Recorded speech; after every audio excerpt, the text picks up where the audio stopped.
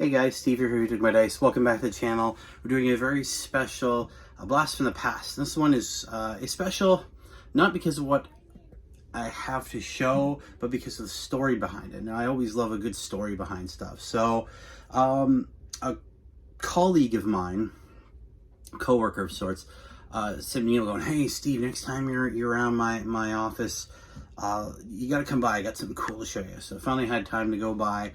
And this colleague of mine had gotten a massive blue container, one of those big ones with the lids that attach and flip open, filled with these cool miniatures. Some, the normal size, some bigger. And he'd gotten from a colleague of his. He said, "Hey, he just dropped these off." And what it was is, well, I'll show you what it was in a second. But he asked, and the reason this one's special is because he actually asked for my help. I was like, "Can you tell me what these are? I have no idea what's going on." They just dropped me. He doesn't know if he should keep them, if they're worth reselling. No idea. So I did a quick search, and it turned out it's a cool little miniature wargaming history that I didn't know about. So we'll get a look at the model, and when we're looking at that, I'll tell you a little bit more about the history of this cool. So what we have here is the I can't even say Augural Rage Lord from a game called Dreamblade. It says 2006 Wizards, that is Wizards of the Coast. So this was I had to look it up there because I didn't even recognize. Again, it was from a long time ago, but it was a game that was sort of a mix between chess and miniature wargaming. We had all these different monsters. Of course, it is Wizards of the Coast, and part of it was based on Magic the Gathering, sort of, in terms of, instead of having colors, you had emotions like rage and vanity and stuff like that, and you use these to summon monsters to fight for you.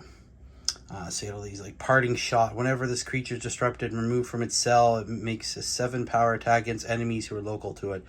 I have no idea what it means. I actually tried finding the rules for it. I couldn't find them. But yeah, it was this cool, and it was this cool little game. Unfortunately, like a lot of things, it didn't last very long. It lasted 2 years. Part of it being the cost, and as any of us 40k players know, the meta was a huge thing. Certain models were more powerful. They were bought in mass droves. There was apparently one tournament that someone won, and that was it. So it didn't last long. It was an attempt by Wizards of the Coast, I guess, to dive into the miniature wargaming field. Didn't work at the time. I'm not a big follower of Wizards of the Coast. I know there's been a lot of the drama recently with their D&D stuff, and there's been, the Magic the Gathering. I don't play any of those. I haven't played Magic or D&D in a very, very, very long time. But yeah, they came pre-painted, and I use the word painted in the most generous form possible because this is horrible. I understand that these things were mass-produced, but I've seen dollar store toys that are better painted than this. This is atrocious.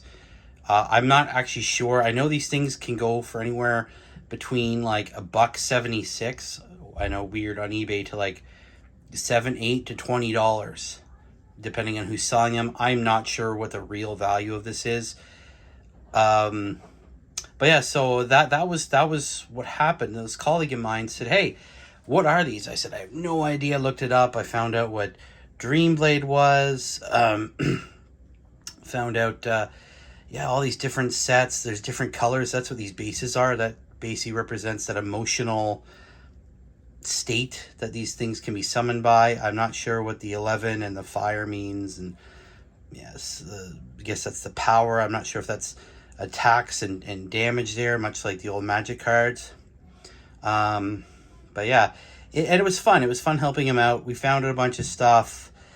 We saw some there that were worth very little, some that were worth a little bit more. I'm really not sure if there is still a community playing this game, but it was cool to discover this little tidbit of the past. Again, it didn't last very long. It was, unfortunately, I guess, killed off by its own meta. Maybe, again, it does seem that there might have been sort of a pay-to-win type thing. If you could afford more expensive models, you had more powerful, you could have a more powerful force of monsters. Oh, good lord. This is one he said, hey man, have one. So I grabbed this one, look interesting, but oh my God, is the painting on it horrible. And I'm sure that probably helped contribute to its downfall. These, like I said, I've seen dollar store toys that are better painted than this. Ugh. But anyways, I digress. It was really cool to dive in and see, again, like a little bit of the hobbies past there, even a small bit. An attempt by a company to dive in, and unfortunately it was unsuccessful. A lot of them are. I've seen some really cool games come and go in the blink of an eye. You know, and we see Games Workshop and things like Privateer Press, Games Workshop sort of continue on and thrive even, and all these other ones, even something as big as Wizards of the Coast, fail. But yeah, I just want to show this off. It was actually it's pretty cool. I mean, the model itself is ugly as sin.